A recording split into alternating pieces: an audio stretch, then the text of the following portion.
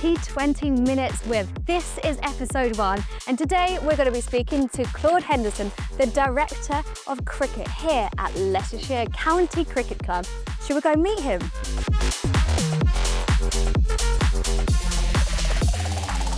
Claude, as the Director of Cricket, we've waited all year for this. You must be so excited for the Vitality Blast. Yeah, it's a great time of the year. This club has had some success in the past, as we all know. When the blast starts, the whole town, the whole city changes. We see kids, fans coming out and support the team, which is great. Yeah, obviously it's a different format, you know, and it has that sort of like electric to it. And do you see like there's a difference in fans that come over? Yes, and that's also good for us. You know, from a commercial perspective, it's very important for the club to get those fans to come and support the team, but also from a playing perspective. It's a real fun time for the players, and it's a real exciting time. And everybody wants to get to finals day, which is the big day. What did you learn from last season? We've we've had a tricky blast last season, and you know the group knows that a couple of errors here and there. If we didn't do that, we would have been there. But I also want the team to have fun, and there's no expectation. I want them to go and enjoy it. It's that type of format where you just say, go and do your bit, go and have fun, go and express yourself. So hopefully we can get there this year. Yeah. So let's take it back. Your background, you know, cricket, now Director of Cricket. Where did it all start for you? I grew up in the Winelands in the Western Cape, in a small town, Worcester, which is similar to your Worcester, yeah, spelled. Really? Yep. People sometimes get confused on my passport when it says born in Worcester, and they go, "Oh, nice." You're like, no, it's not South Africa. No, it's definitely. But look, it started all there. Grew up with 2 brothers in a very sporting family, very humble home, very passionate rugby, cricket, any sport really. We always followed Wimbledon, Twickenham, cricket at Lords. It was a big thing in the family, and that's where it all started. And so your brothers, were they cricket players as well, or did they do a different sport? No, very competitive. Really? Yeah, very competitive. So from a young age, it's all about who wins. Yeah. I was very lucky to have the parents to give us that environment that's supportive, and we played sport at school and went to the local clubs to go and watch friends and dad play, and it was very humble and just a good environment. Do you feel as though that because of the competitiveness between your brothers, it made you like do that much better, become professional? How did you make that jump to being a professional cricket player? Look, I was very lucky. I was seen by a very big name in cricket. We obviously lost him years ago, Bob Warmer. Bob was the coach at Warwickshire at the time, and he basically got me involved into professional sport with the cricket in South Africa. And as a young 18-year-old, it was great. I had no idea what the future would hold, but I just had such a big passion for cricket and winning and working hard. And I was lucky to be taught hard work and being humble and respectful can get you to places. Definitely. Now, you made the jump to the UK. Like, how did you make that jump? What age were you? Was it exciting, or was it like, oh my God, I'm actually doing this? This is scary. Look, I was first introduced to the UK when I started my career back home. Bob got me to come and play some league cricket, and I found it amazing. I loved the cricket in the UK, and that was club cricket at the time. Years after that, I was the first Colpack player to join Leicestershire. Not popular at the time because, as you can imagine, this is a new thing. And I was just very lucky again. Leicestershire backed me and gave me that opportunity to come and play county cricket, and it was great. What was the difference between UK, playing cricket in the UK? Like, what you said it's different and you loved it, but like, what was it that you loved? Great question. So the weather changes so much. We spoke about it. You love the weather. Yeah, the weather. So the conditions change so much, and so that's one thing you've got to learn to adapt. Yeah. Which is, we all love a challenge. And then the other thing was the amount of cricket we play. Yeah. So back home, you would play a game, and then you would have a week off where you just practice in the nets. England, you play a game, you're on the road to the next one. So that was great. So if you had a good day, I'll keep going. If you had a bad day, well, I'll fix it tomorrow. Yeah. So that was great. So more opportunities to kind of redeem yourself a little bit. 100%. Yeah. So it was just, look, I'm very passionate about the game and playing the game at the time. and it was fantastic. Yeah, well, it's the same with like the different formats. You know, you could be doing like the ODI or the T20 or like the Test cricket, and was that more in the UK than it was in South Africa? 4 times more. Really? So a season of cricket in county cricket is probably 4 times more what we play in South Africa. Oh, amazing! So it was really good. It's a dream of any like sportsman, just to keep playing. If you love playing cricket, that's the place to be and to come and learn as well. Yeah. A lot of cricketers have come to county cricket, even in recent years, and became very good established names by using the system and develop. Yeah. What is like your fondest memory of being a cricket player? Well, I mean, I represented my country. I played against the mighty Australian team Oh. at the MCG, 100,000 people, Aussies banging for your blood. It was a great experience. We got absolutely smashed, which is not ideal, but great experience. And then obviously winning trophies. I played under Duncan Fletcher at Western Province before I moved over here. We won a lot of trophies under him, and we had that success with Leicestershire in the T20s, which was great. Winning trophies is the ultimate for any player, or getting picked for your national team. Did you ever like, you know, most sportsmen do, but did you feel nervous when you was always walking out onto the pitch, or is it like, do you have like that sort of calmness about you and that you can control your nerves? I was very nervous. Were you? Very nervous. What did you do to like calm it down? Well, that's the thing. So you obviously through your career, you will work with coaches and mentors and senior players, and you learn and you learn from mistakes till you get to a place where you get more experience and you find a way. Basically, there's a saying: you find a way, you practice it, you prepare yourself, and it's ups and downs, isn't it? So when you're playing well, Yeah. you're confident, but when you're not playing well, you've got to try and find the way of getting back to that form. Yeah, because I can imagine like being out there and a ball is just flying at you. Like you could have so many thoughts to go through your mind. Like, can you remember any thoughts?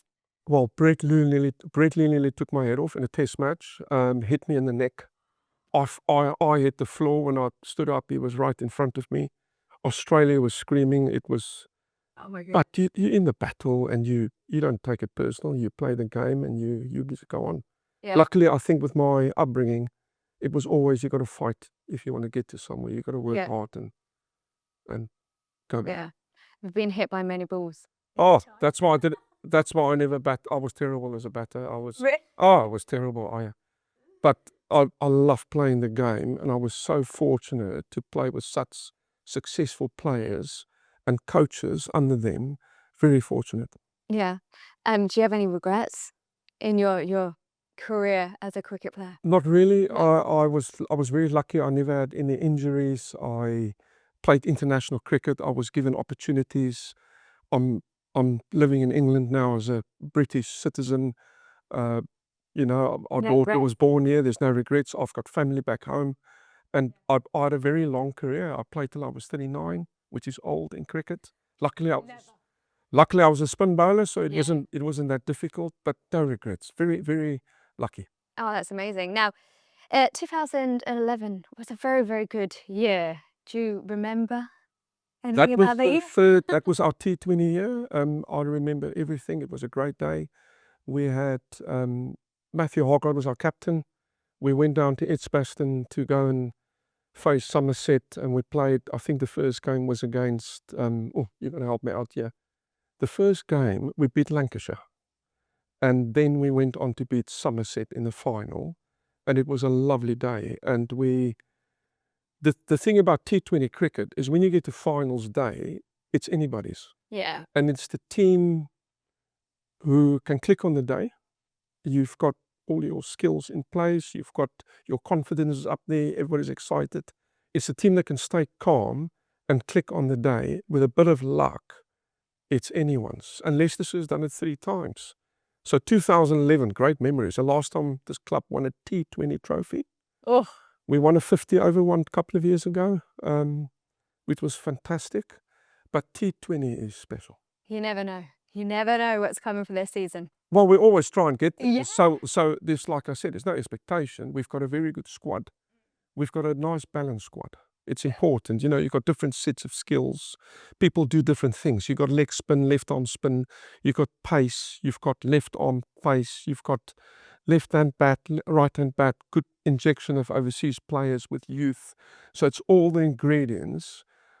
It's down there for the team to go and do it, but it's also being lucky, and you've got to stay calm. And my job's to support them. And I've got a question. Okay, so when you do the coin toss, right, and it's either you get to choose batting or fielding, like what determines that? Like what is the best to do first? well, it depends on the conditions. Right. So captains, and these days we've got analysts and all sorts. Really? Oh, yes. So So they kind of tell you like plan A, plan B, like the weather's like this. we'll know what the wicket will do before we even get to the ground. We'll have an idea. We'll go and have a look at it. Really? Yeah, they will have a look at the conditions, what the makeup of the team is crucial. And that then determines what do we fancy doing first. And that's a great question, because that's a massive part of cricket and the planning and the outcome. Especially with like the bowlers as well. Like surely do you go and have a look at the ground and you say, oh, it's better for a spinner, or if it's better for a different type of bowling? Like can you look at that ground straight away and just be like, I think Yes, we can. No, so it's incredible. It is. So it's a lot of how much grass is on the pitch. Yeah. Is it cloudy? Is it going to swing? Is it sunny? Are they a good team to bat first, or is the opposition, do they rather want to chase? Different factors. I mean, I also remember as a coach when I worked with the South African cricket team, I remember getting to a test ground for South Africa versus Australia, and it was cloudy and green. Now, when it's cloudy and green, you bowl first. One of the bowlers walked past, and our bowler said, Claude, what do you think we should do? I said, well, I think we should have a bowl. He said, I think we should have a bat. And the only reason he said it is because he was nervous. We won the toss. We decided to bowl, and that particular player bowled 6 overs. He got 5 wickets for 8 runs. But his conditions play a massive role. Would you say this is like part of your role as a director of cricket? Like you help with like the analysis of things? Like can you look at a pitch and do you do all that sort of strategy and help with that? That will more the head coach. So my role as a director of cricket is just to get everything in place. Yeah. So I've got the coaches under me, the 2 pathways, boys and girls. Yeah. I've got the ground staff, the budget, the hotels, the whole thing that covers cricket. I just work with great people. I'm very lucky. Yeah. I always believe if you have a good team around you, you can do wonderful things, and we do have a good team. Yeah. What does the day look like? For a director of cricket, really? No, it does change. Yeah. So in the winter, I'm very much busy with contracts and appraisals and planning pre-seasons, etc. In the summer, it's busy. We've got academies that play in girls. Women cricket's really grown now, which is massive for Leicestershire. Yeah. Plus, obviously, the men's side and the twos. So I do travel quite a bit around the country and just visit the team and make sure everything's in place. Do you like getting your hands dirty and just helping out as much as possible? Yes, I do. Yeah. And there's no hidden agendas with us. We got good relationships with the team, and we're all working together. A lot of fun, and we all want the club to do well. Yeah. So, normally the players, what they might train up into the afternoon, typically not a 9 to 5. Do you finish 9 to 5, or are you like the players, or you're right into the end after the training doing all of the 8 hours? Yeah. Oh, I can get up 3 in the morning, emails. No, of course. Yeah. But I'm busy. Yeah. But yeah, I mean, the whole objective is to make sure that everybody's happy, everybody's going the right direction. My hours change all the time, really? But it's a great job. I love the job. I'm very privileged to have this role, and very passionate about it. Yeah. So, coming off the back of like pre-season, going into the season now, like, do you feel the pressure of everything kind of hyping up a little bit more? Yeah, look, we've had a good start. Cricket's start come April, it's carnage because you've got so much cricket. And again, it's helping the teams and making sure everybody's happy, from ground staff, preparing the nets and pitches, and helping the operations with hotels, and making sure the overseas players coming in are happy. Yeah. Plus the coaches, and so there's a lot of little pieces to the puzzle, and it's just staying calm, being organised, and do the right things.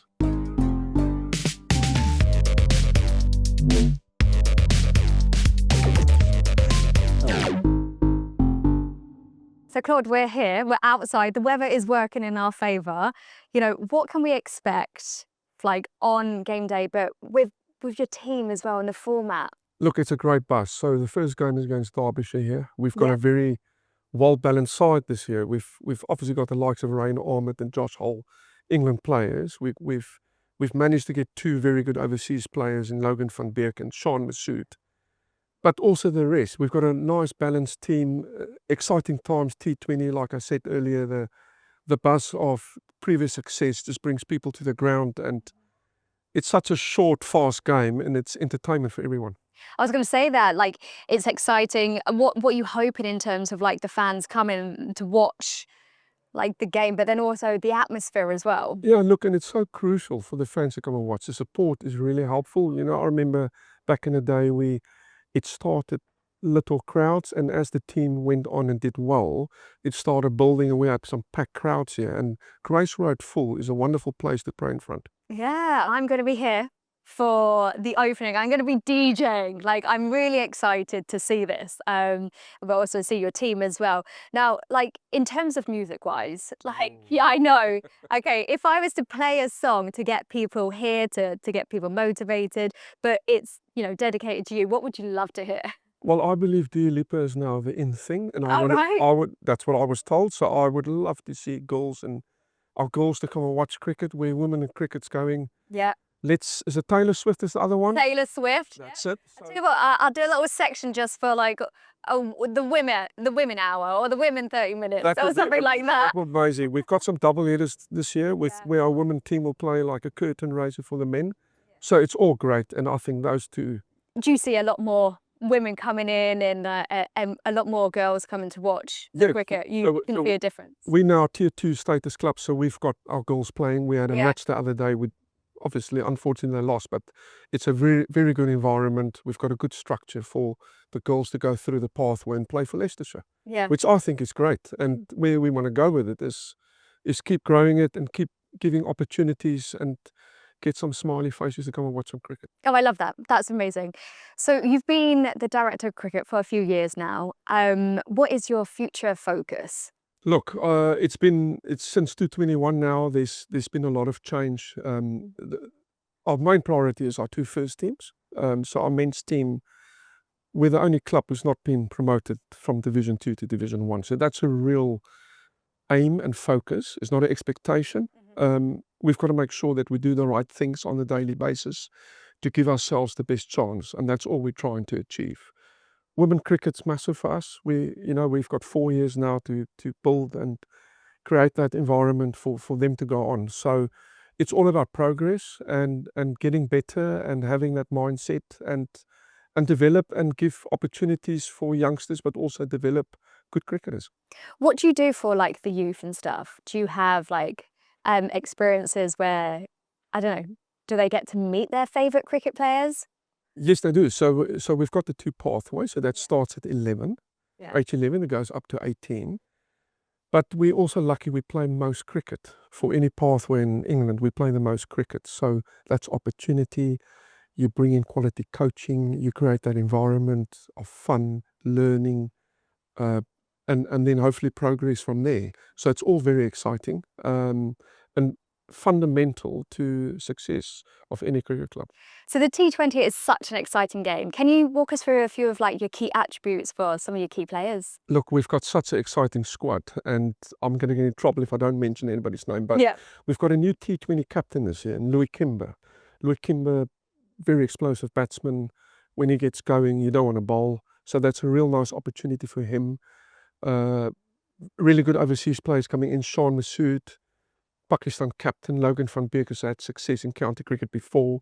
So that's vital for them, not only to do well on the pitch, of course they want to, but to share their experience in the changing room. Rishi Patel's that's good here. He's done very well. We've got the likes of Rain Ahmed, who's playing for England. Quality cricketer. He can win a game with the bat or the ball. We've seen how well he's done now lately with the bat in the red ball format. You've got Josh Hull. Josh Hull's obviously made his name in Test cricket, but really dangerous with the white ball. Crucial for us in our lineup. Ben Mike, explosive all-rounder. So exciting. We've got the left-arm spinner Liam Travascus, helps us with the bat in the middle order. Ben Cox, the wicketkeeper, wonderful experience, dangerous against spin. So all in all, there's Sol Boedinger. I don't want to miss anybody. So Sol Boedinger, explosive batsman, up the order. A lot of good, all-round cricketers. Tom Scriven, bat and bowl. And the nice thing about this all is it gives the coach nice options to select. I was going to say that, like, in terms of a team, you have to have a bit of everything, And you need that variety. So you've got height, you've got short, you've got left arm, right arm, you've got... Does that make a difference if someone's taller and someone's shorter? Oh, it's massive. So if somebody delivers the ball from 6'2", or it comes from a different point and the trajectory, and obviously you've got to adapt as a batsman. So you need that variety. We've got a good team. We've got good team spirit. I'm just thinking of if I miss any player out, because They'll be after you. they will be after. But look, all in all, they're a really good all-round squad, and very exciting. But they're still got to go and do it, and they've got to be, prepared, and they've got to be switched on, but also calm and go and express themselves. It's a very exciting time for the club and a very exciting format for Leicester. So the city of Leicester is huge when it comes to sport. Like, why should everybody get behind coming here for the T20 Vitality Blast? Well, Leicester's blessed. We've got rugby, we've got football, we've got basketball, but the T20 Blast is just so much fun. Come and watch Josh Hull bowl fast. These guys get up to 85, 90 miles an hour. Come and watch Rain Ahmed spin the ball. Come and watch the batsman hit the ball over the stands. It sometimes goes over 100 meters. Boundary is only 70, 80 meters. Plus the cold beer and the entertainment and all the fun and the good music and it played on the day. Yeah. I just think it's a great day. I think for 3 hours, what a great entertainment. Plus, of course, our history in this tournament. We need that support. It's a good start to the summer, I would say. Friday the 30th, I'll be there DJing. Hopefully the weather's going to be there for us. Hopefully you guys are going to just knock it out the park. I'll obviously play Dua Lipa for you and get everybody hyped up. But yeah, I wish you all the best, and thank you so much for this interview as well. Thank you very much. Really looking forward to it. Thank you.